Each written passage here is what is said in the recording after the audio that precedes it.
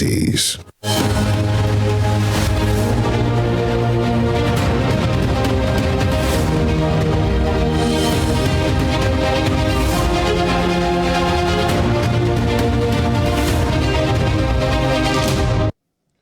Federal government declares Monday as public holiday to mark Workers' Day celebration.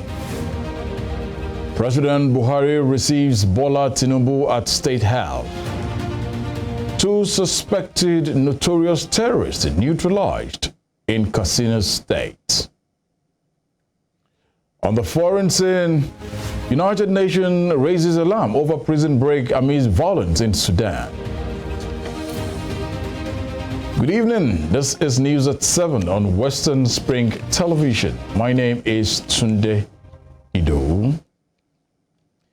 The federal government has declared Monday as a public holiday to mark the Workers' Day celebration. The Workers' Day is an annual celebration marked on the 1st of May. Minister of Interior Rauf Aregbesola made the announcement today in a statement by Permanent Secretary of the Ministry, Shuaibu Belgare. Aregbesola commended workers for their hard work, diligence, and sacrifice in positioning Nigeria as an icon of greatness among other nations. He asked workers to prioritize productivity and urged them to raise the bar of their trade in line with President Muhammadu Buhari's administration.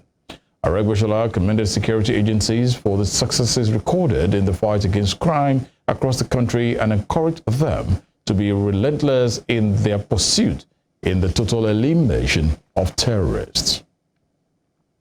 And moving over to politics, President Muhammadu Buhari today received the President-elect Bola Tinubu at the State House.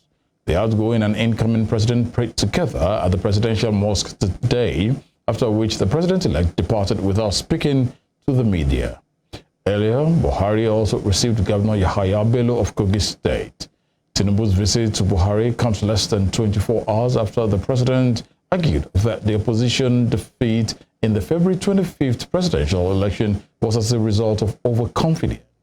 He added that the ruling All Progressive Congress, on the other hand, blended confidence with caution, adding that the party worked hard and won. The National Coalition of APC Support Group have called for the retention of the incumbent Senate President Ahmad Lawan, saying the zoning arrangement being proposed was unnecessary. The demand is coming in the wake of an agreement between the President-elect Bola Tinubu and the All Progressive Congress governors to allow the party leadership to work harmoniously with lawmakers to avoid triggering a leadership crisis in the 10th National Assembly.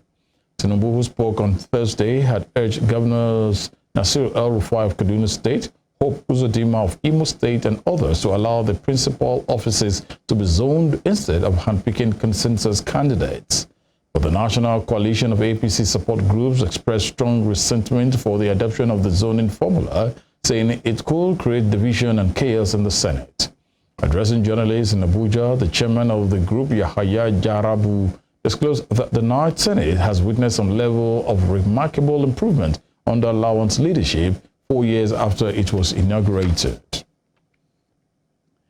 And in Delta State, Governor-elect Sheriff Oborevwori will on Tuesday, May the 2nd, 2023, inaugurate an 88-man transition committee set up in preparation for his inauguration as governor on May 29th. Oborevwori, who is the incumbent Speaker of the State House of Assembly, in a statement personally signed by him, said the transition committee is to be chaired by Emmanuel Nwaz, while Hope Egaha will serve as secretary. According to the statement, the transition committee will be inaugurated at Unity Hall of the Government House, Asaba, at 12 noon.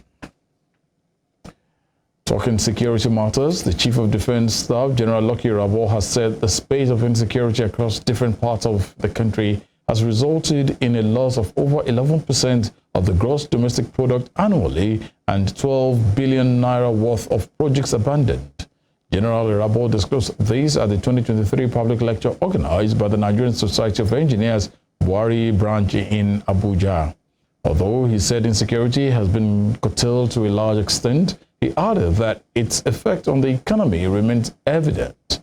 Represented by the Director, Engineering Services, Defense Headquarters, Major General Gat Ochigbano General Irabo said Nigeria in the last decade has witnessed several security challenges, which include terrorism, banditry, kidnapping, and other challenges which are well known. Similarly, the Inspector General of Police, Usman Baba, lamented domination by foreigners in the security engineering sector, adding that security gadgets and equipment used by security agents in the country are imported.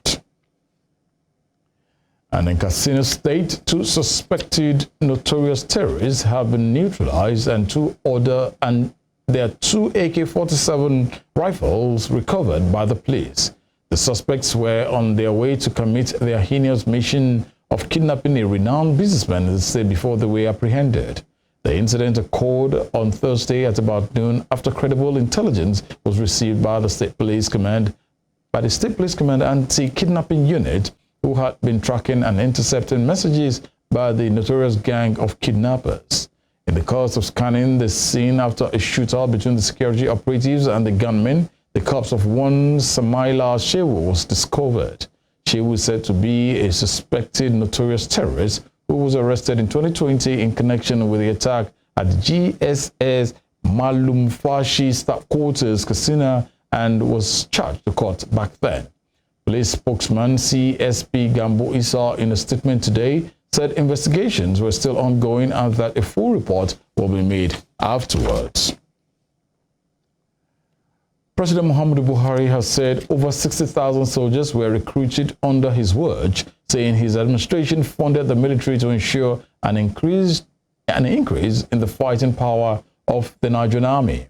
President Buhari said this at the Nigerian Army Trooping and Presentation of Colors Parade 2023 on Thursday at Eagle Square in Abuja. The Trooping and Presentation of Colors Parade is conducted when retiring the old colors of the regiment unit and presenting the regiment unit with a new one.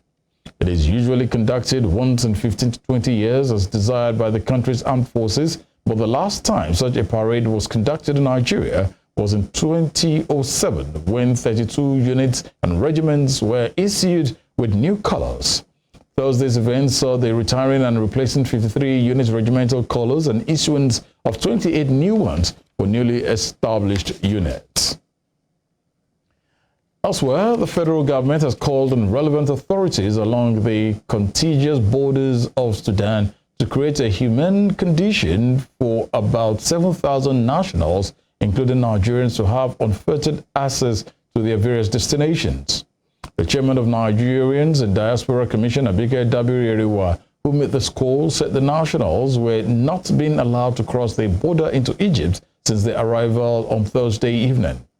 Dabiri-Eriwa had on Thursday confirmed the arrival of the first set of stranded Nigerians in Sudan at the Aswan border in Egypt. The NIDCAM boss, who confirmed the development in a post on Twitter, said the border was already closed when the students got there, adding that they will proceed to the airport in the morning. However, in a statement signed by NIDCAM's publicity unit, the chairman said the Nigerian mission in Egypt has been working tirelessly on it as the Egyptian authorities are insisting on visas by fellow Africans to transit back to their countries. And in other news, President Muhammadu Buhari has called on African government to connect to Africa's diaspora for the sustainable development of the continent. Buhari made the call in his keynote address at the ongoing Global African Diaspora Symposium in Abuja. The president, represented by the Minister of Transportation, Muhazu Sambo, said African governments need to harness human and material resources of the diaspora. This, he said, will enable them to become forces to be reckoned with in sustainable development of their homelands, regional bodies, and national government. He explained that this could be done through remittances, medical missions, educational visits, tourism, investments, and enterprises, among others. On this note, there have been foreign and national initiatives to harness the potentials of the African diaspora in the development of the African continent. The African Union and African governments have been making efforts towards mobilizing the African diaspora for the social and economic development of African communities worldwide. There have been statements by high-level officials of several countries calling for, quote and unquote, turning the brain drain into brain gain. The African Union has designated the diaspora as the 6th region, and some African governments have established cabinet positions within their governments to mobilize the diaspora. You're watching News at 7 on Western Spring Television. Still to come. Nigeria accounts for 12.4% of out-of-school children in sub-Saharan Africa. We'll bring you more on this when we return.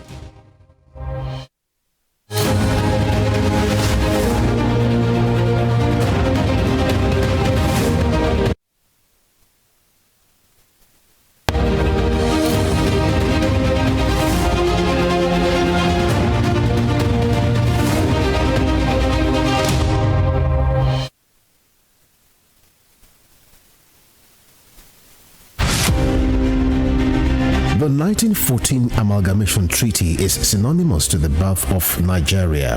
Frederick Lugard, a British Army captain and an outlaw who struck gold in Africa, became the instrument used by destiny to make it happen. The amalgamation of Nigeria was designed for economic reasons by the colonial administration to offset Northern Protectorate budget deficit by Southern Protectorate surplus returns. The amalgamation had ad initio created imbalance in the economic political structure of Nigeria and was responsible for the persistent hiccups in the efforts to forge a united country till today. Nigeria's amalgamation was labeled as the mistake of 1914 by native northern conservatives who neither wanted it nor contributed anything significant to its sustenance. Western Spring Television identifies with Amalgamation Treaty of 1914 as a watershed event in history. Ahmadu Bello, a Prince Royal, was born 6th of December 1910 at Raba Village, Sokoto, northwestern Nigeria. His father was a district head and heir apparent to the Sultanate throne from the house of Usmanu Danfodio, a religious and social reformer who brought the Habib dynasty under the Fulani Caliphate in the beginning of the 19th century. Ahmadu Bello raised the bar of political consciousness and participation when, in 1944, he engineered the establishment of the Northern People's Congress (NPC) as the first political party in northern Nigeria and the rallying point for politicians in the region before independence. History will not forget Ahmadu Bello for his charisma and political sagacity, which provided easy passage for his kinsmen to assume political and administrative positions in Nigeria's post-independence era. The distinguished elder statesman and Sardauna of Sokoto has his face on his country's 200 naira currency as a mark of honor to one of the architects of Nigeria's independence. Western Spring Television identifies Ahmadu Bello as a watershed character in history.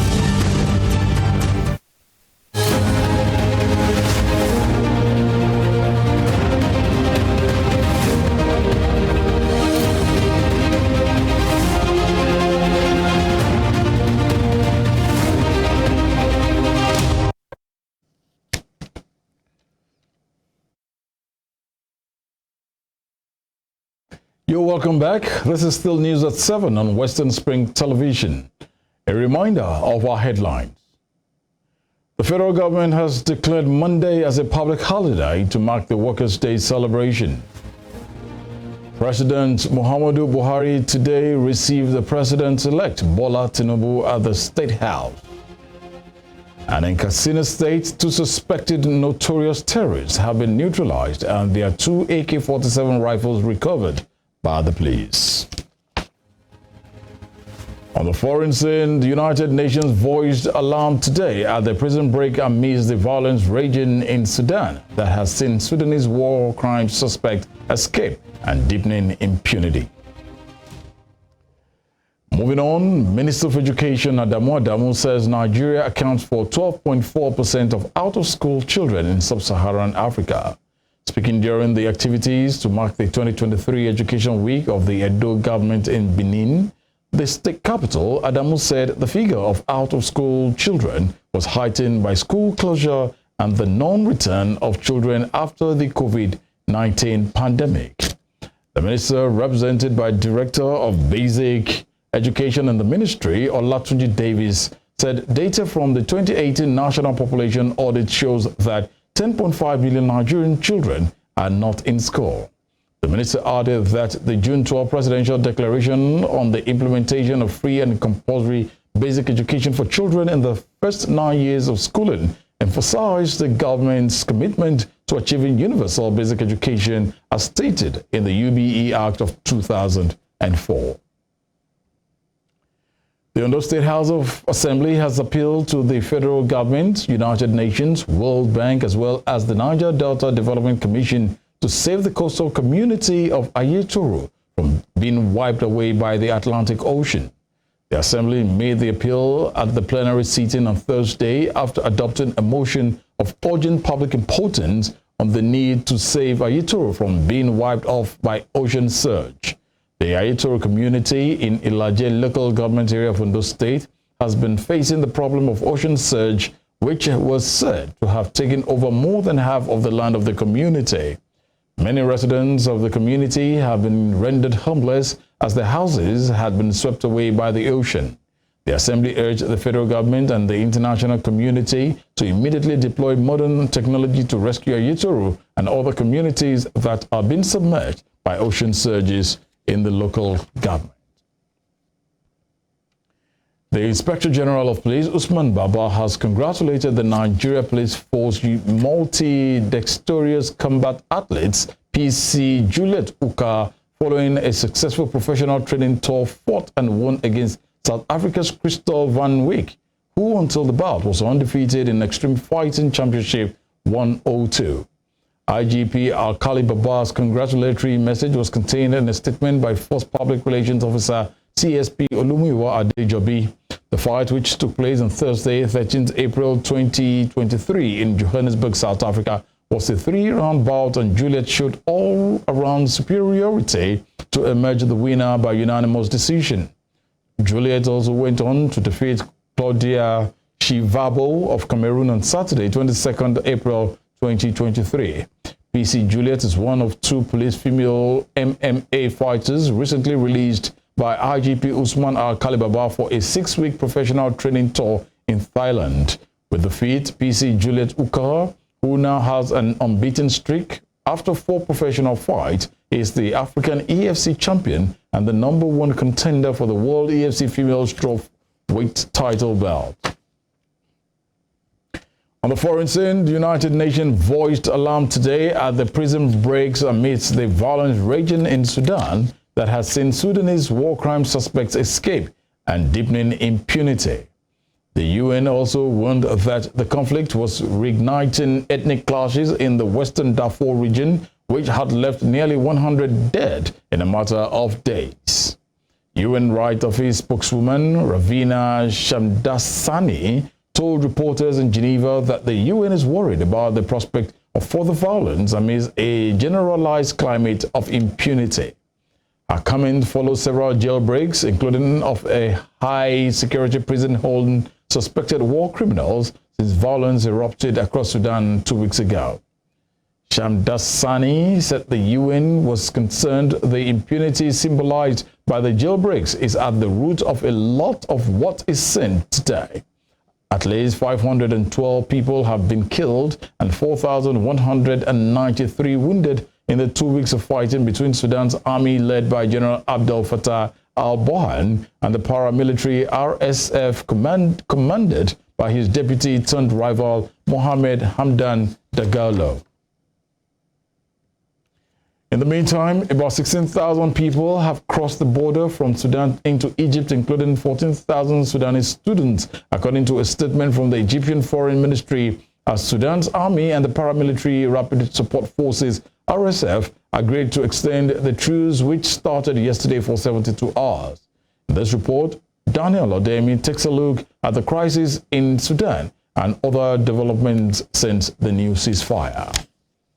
The crisis in Sudan, which began some 14 days ago, is yet to be over, though an extended ceasefire had been reached. The fighting that erupted in the Sudanese capital Khartoum is a direct result of a vicious power struggle within the country's military leadership. As of last night, Sudan's army and the Rapid Support Forces RSF paramilitary group have agreed to extend the ongoing ceasefire for another 72 hours shortly before it was due to expire. The extension follows intensive diplomatic efforts by neighboring countries as well as the US, UK, and United Nations. The existing truce, which expired yesterday, has, however, not stopped the fighting between Sudan's army and the Rapid Support Forces, but created enough of a break for tens of thousands of Sudanese to flee to safer areas and for foreign nations to evacuate hundreds of their citizens by land and sea. But White House spokeswoman Karine Jean-Pierre later said that the situation could worsen at any moment, and the White House had urged Americans to leave Sudan within the next 24 to 48 hours. We are working continuously to create options for American citizens to leave Sudan promptly because the situation could deteriorate at any moment, and we are communicating with citizens who have requested information about those options. Any option entails a degree of risk. But because the situation is unlikely to improve, we encourage Americans who want to leave to take advantage of the options that are available to them in the next 24 to 48 hours. Jean-Pierre, who said that the administration was deeply concerned by an increase in ceasefire violations in Sudan, revealed that the United States had deployed intelligence, surveillance, and reconnaissance assets to support air and land evacuation routes, which Americans were using.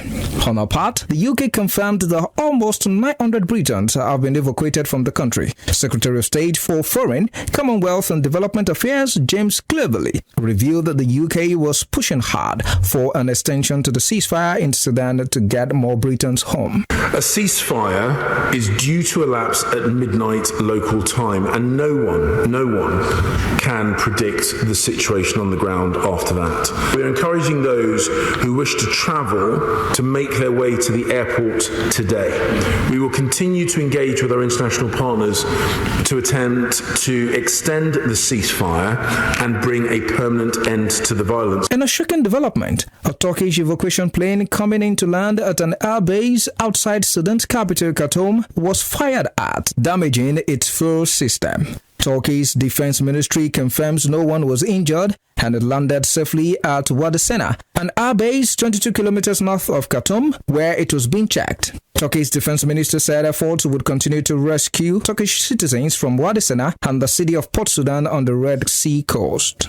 Meanwhile, as several African countries evacuate their citizens from Sudan, Nigeria, after days of uncertainty, yesterday began evacuating our citizens stranded in Sudan. Though there were initial challenges with reports of some Nigerian students getting stranded on their journey to Egypt, chairperson of NIDCAM, Abike Dabirerewa, revealed that the students would arrive the country today. In the midst of all this, there are concerns about refugees who had sought safety in Sudan and their chances of leaving the crisis-ridden nation. Many refugees have been left behind to fend for themselves as evacuation flights in Sudan continue to take foreign diplomats and citizens back to their countries or to safety in other nations. Videos circulating on social media platforms show Rohingya refugees as well as Yemenis and Syrians who are stuck in Sudan with no clear method of evacuation. Vulnerable refugees who had sought safety in Sudan are now desperately looking to leave the country. According to various United Nations agencies, the Sudan conflict has so far left hundreds of people dead, closed down more than 60% of hospitals, and led to the displacement of thousands of people. Daniel Odeyemi, Western Spring Television. A human rights group in Burkina Faso reported today that the toll from a village massacre carried out by men in army uniform was more than double the official figure of 60 dead. According to a local prosecutor, armed men dressed in the fatigues of the country's armed forces slaughtered villagers at Kama in the jihadist Hitri north of on April 20th. The Collective Against Impunity and Stigmatization of Communities, CISC, said their teams have documented and registered 136 dead bodies in Kama, including 50 women and 21 children, Some babies under 30 days old killed on their mother's back. The NGO added in its statement that the assailants also killed 11 people nearby the same day, 6 in Dinguri village, 2 in Meni, and 3 on the road between Wagoha and Bahaga. The NGO also noted that the bloodbath followed a jihadist attack on April 15th that claimed the lives of 40 troops and volunteer auxiliaries in the same region. And still in Africa, a high-profile Kenyan pastor appeared in court today suspected of links to the discovery of dozens of bodies in mass graves that have been dubbed the Shakahola Forest Massacre.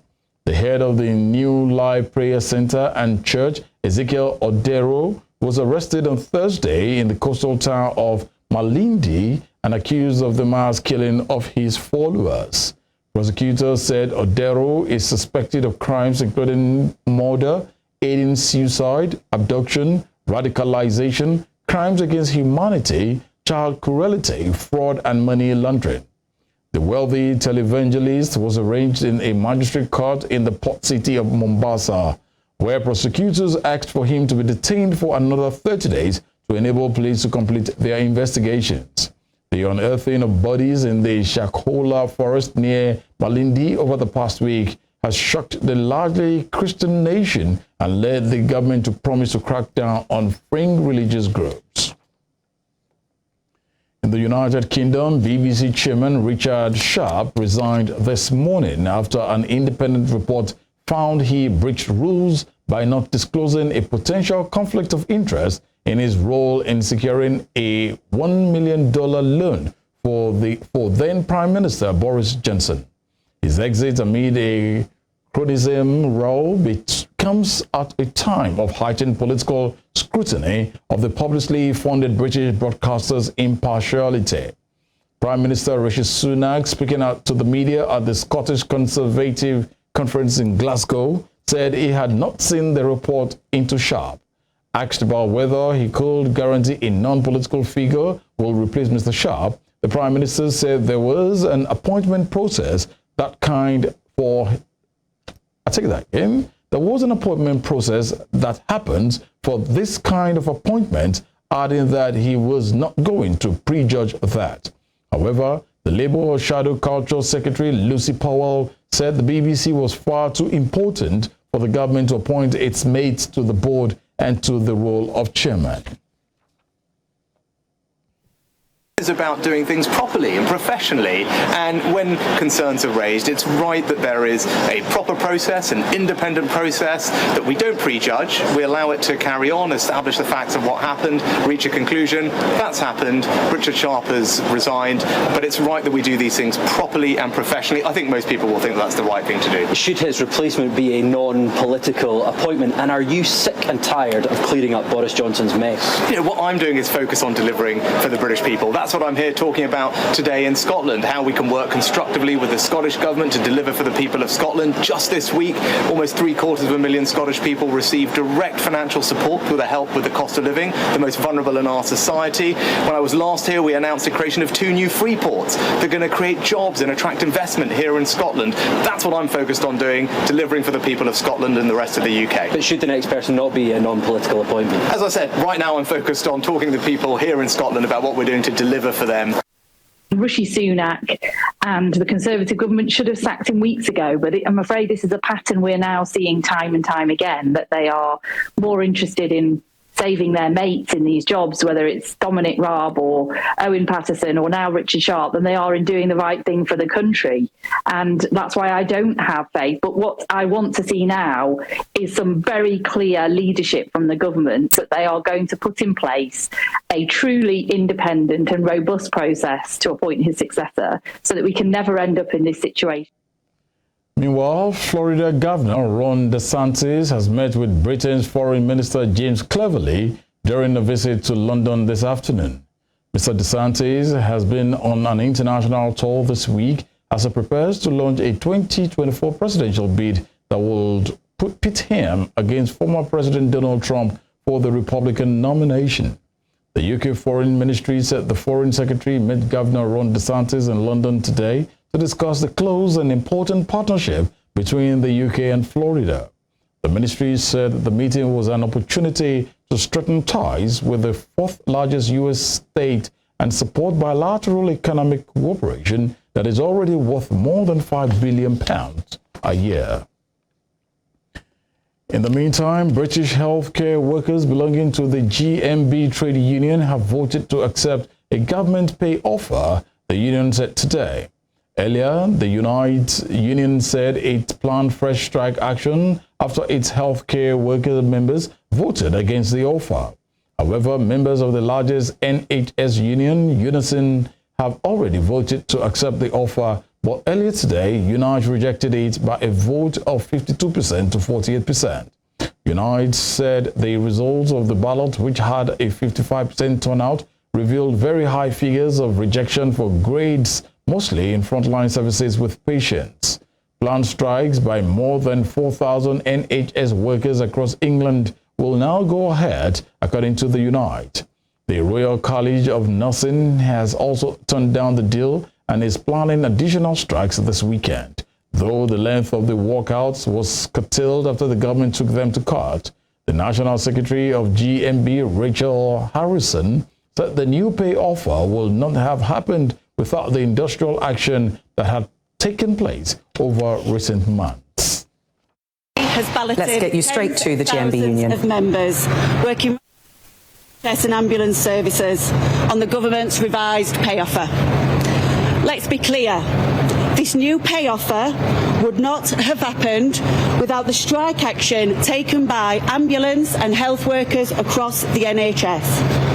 Thanks to their strength and dedication, the government was forced to change its position and talk about pay.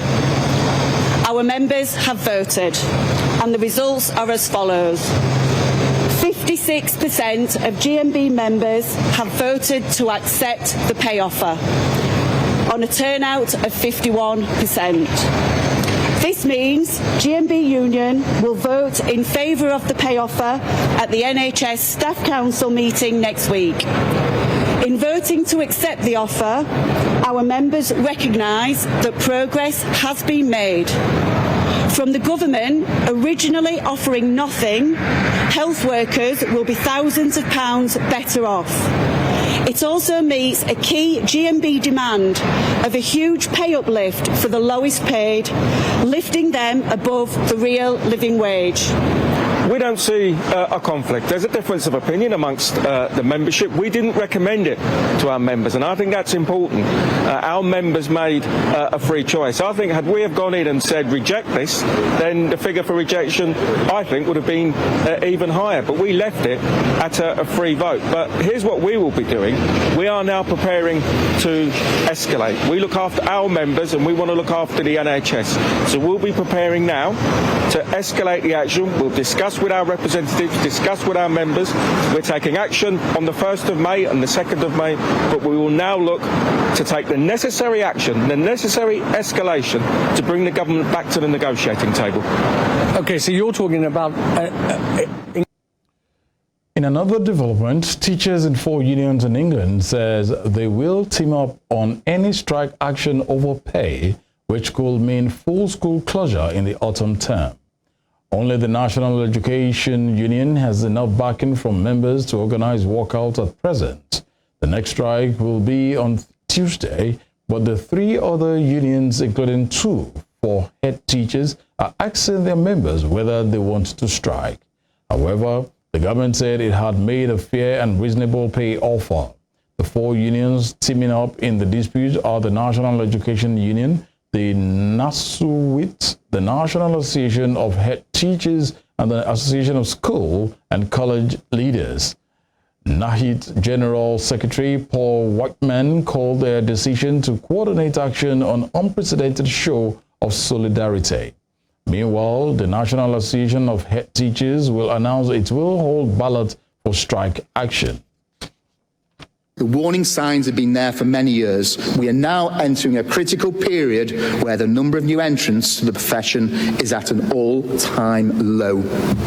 Incentivising staff will need investment In our recent electronic ballot, 92% of our members told us that the government's proposed pay award was unaffordable, and 78% of our members told us they are willing to take industrial action to resolve this. A demonstrable signal that we won't stand by and let the long-term erosion in terms and conditions and the invisible hand of toxic accountability and underfunding continue to suffocate our profession. And still staying with the UK, the Italian Prime Minister Giorgia Meloni has praised the work undertaken by her British counterpart Rishi Sunak to fight people traffickers and clandestine immigration networks. As two of the most prominent right-wing leaders in Europe met in Downing Street at the start of a two-day visit designed to deepen relations between the two governments, Meloni said the meeting with Sunak marked a new beginning in relations between Italy and Britain, while Mr. Sunak, on his part, praised her for bringing stability to the Italian economy, adding that the two sides are hoping they can form a deeper alliance straddling defense, Ukraine, migration, and trade. Georgia, it's wonderful to welcome you to London to discuss the friendship between our two countries. And it's a friendship that's built on decades of collaboration in the G7, in NATO, but also the close links between our people, our economies. And on that note, I wanted to pay tribute to you for your very careful handling of the Italian economy, which has brought stability in uncertain times. And I think the values between our two countries are very aligned. I'm very happy of being here today, and I think there is a great job that we can do together. We have nations that, as you said, they have a strong partnership since decades, but I think there is much more that we can do on many topics on which we are on the same side. Defense, Ukraine. What is happening in Ukraine means if we don't fight with Ukraine. And still in Europe, Turkish President Recep Erdogan has cancelled his election appearances for a third day after falling ill with what officials describe as an intestinal infection. Erdogan is seeking a third presidential term in Turkey's May 14th election. He had been due to appear at a bridge opening and a political rally in the southern city of Adana, but his schedule changed today to show he will attend the opening ceremony via video link. Erdogan became ill during a TV interview on Tuesday with what Health Minister later said was a gastrointestinal infection. He looked pale on Thursday as he inaugurated a nuclear power plant via video in his first public appearance since his illness. Erdogan, who underwent intestinal surgery in 2011, has ruled Turkey since 2003, first as prime minister and as president since 2014. Elsewhere, two U.S. Army helicopters collided and crashed in Alaska while returning from a training flight, killing 3 soldiers and injuring a 4th. The Army, in a statement yesterday, said 2 of the soldiers died at the scene of the crash near Healy in Alaska, and a 3rd died on the way to a hospital in Fairbanks. The commanding general of the 11th Airborne Division, Major General Brian F. Filler, said the cause of the crash was under investigation and more details will be released as soon as they are available. According to a spokesperson for the U.S. Army, Alaska, John Pennell, HAH-64 Apache helicopter was carrying 2 people at the time of the crash. This is the second accident involving military helicopters. In the Middle East, tens of thousands of right-wing Israelis have taken to the streets of Jerusalem to show their support for the controversial legislation by Prime Minister Benjamin Netanyahu's government, which will see the country's highest court stripped of much of its power. Israel remains polarized over the planned legislation that the government says is necessary to rein in a judiciary that wields too much power, but critics say it removes a crucial check on those in power. Crowds of people, many carrying Israel's blue and white national flag, which has also been used as a symbol of the protest against the planned legislation, could be seen outside Israel's parliament. Mr. Netanyahu last month delayed the overhaul after 16 weeks of mass anti-government protests intensified, bringing Jerusalem and Tel Aviv to a standstill. Still ahead, Finance Minister says federal government has no plans of suspending removal of petrol subsidy. We have more on this and other business stories after this break. Please stay with us.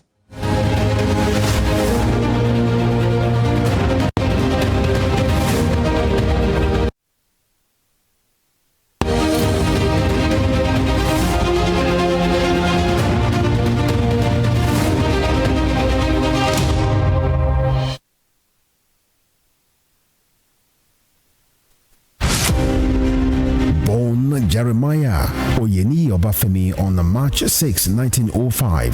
Obafemi Awolowo was a prime architect of Nigeria's independence and most consummate advocate of free education and social welfare in Africa's most populous nation.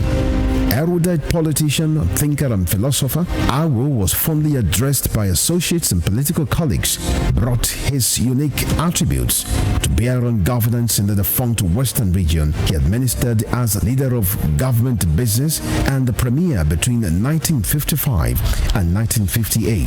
Obafemi Awolowo's premiership witnessed pioneering in multi-sectoral policy initiatives and execution. The Western region under his administration paraded several enviable records. First television station in Africa, first real estate in Nigeria, first high-rise building in Nigeria, first modern sports stadium in Nigeria, first agricultural settlement in Nigeria, first modern civil service secretariat in Nigeria, and first industrial estate in Nigeria.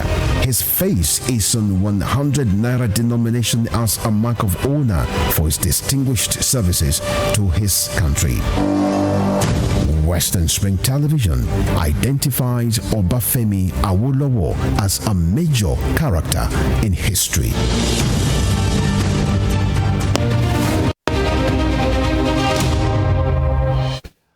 You're welcome back. Now to some business stories. Minister of Finance, Budget and National Planning, Zainab Ahmed, says the federal government has no plans of suspending the removal of petrol subsidy.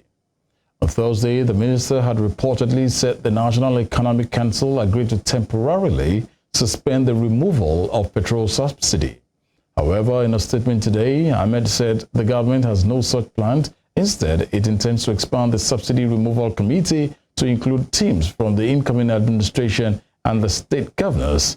She said NEC deliberated on the issues extensively and came to the conclusion that subsidy must be removed as it is not sustainable, but expressed need for further consultations, especially the need to involve members of the incoming administration and representatives of the state government.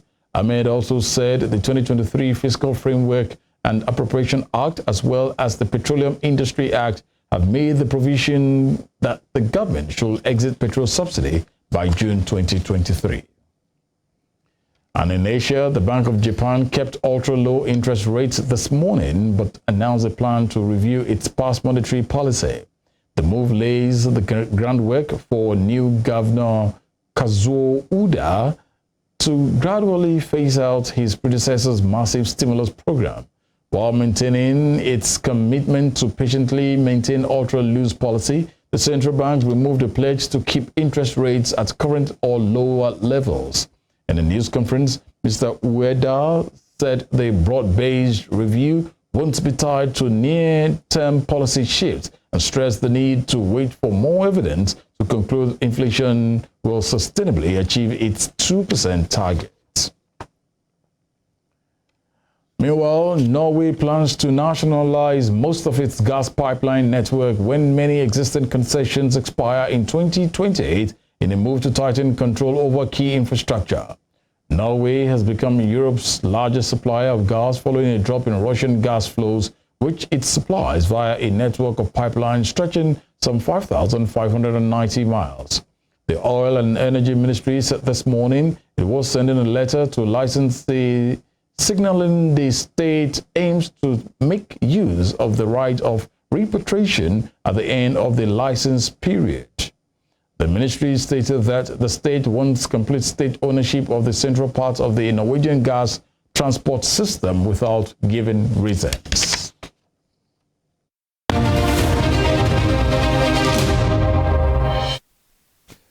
And now to some exciting world of sport.